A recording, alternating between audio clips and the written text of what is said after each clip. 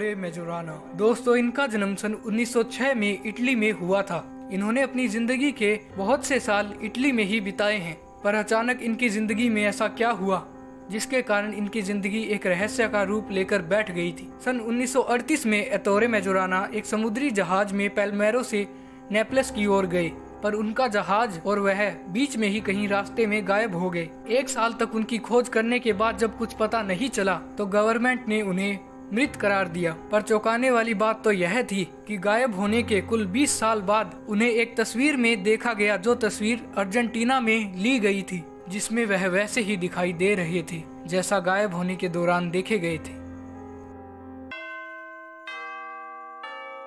Mysterious man Tokyo.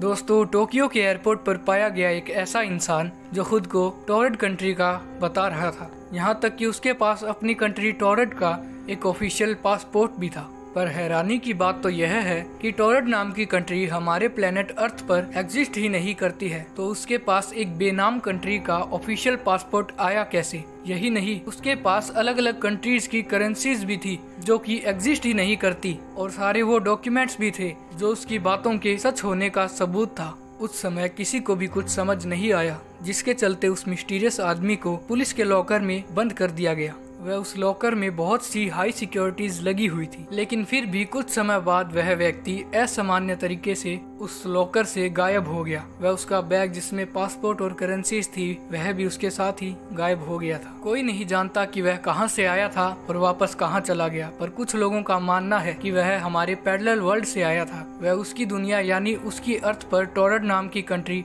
Exist करती है। बहुत सी थ्योरीज देने के बाद भी यह महज रहस्य ही बनकर रह गया।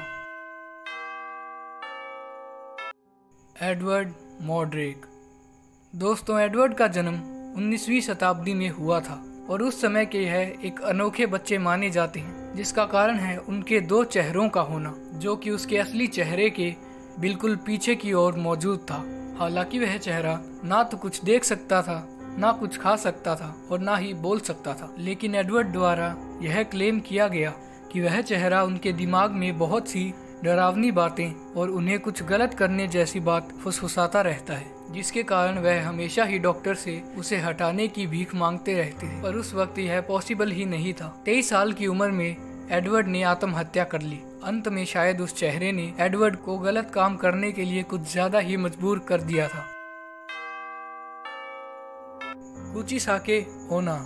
दोस्तों, जापान की कुछ कथाओं के अनुसार किसी समय वहाँ एक औरत हुआ करती थी जिसका नाम कुचिसाके ओना बताया गया है। यह औरत जिस इंसान को मिलती उससे 2 बार एक ही सवाल पूछा करती थी, क्या मैं सुंदर हूँ? क्या मैं सुंदर हूँ? यह कहानी जितनी आप सोच रहे हैं उससे कई ज्यादा पेचीदा है। दरअसल इसके द्वारा पूछे गए सवाल को अगर कोई नकारता तो वह कुचिसाके के हाथों मारा जाता। वहीं दूसरी ओर अगर कोई दोनों बार हाँ बोलता तो कुचिसाके उसके चेहरे को काटकर अपने चेहरे जैसा ही बना देती, जिससे वह उसकी तरह ही डरावना लगता। जापान में इन बातों को सच माना जाता है और कुछ लोग तो अभी भी कहते हैं कि कुचिसाके ओना बहुत सी जगह देखी जाती है।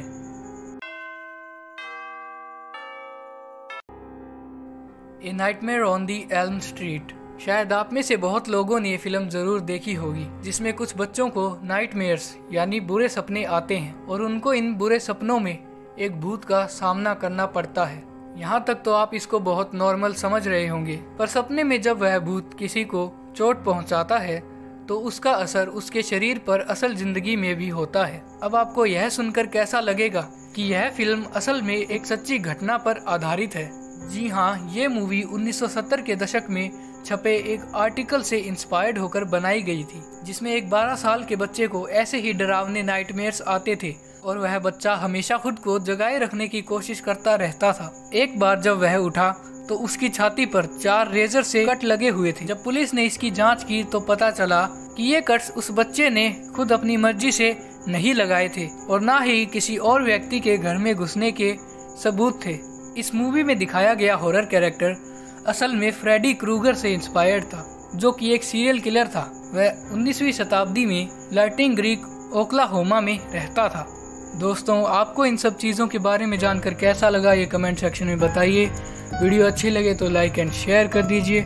मिलते हैं ऐसी ही नई रहस्यमयी वीडियो।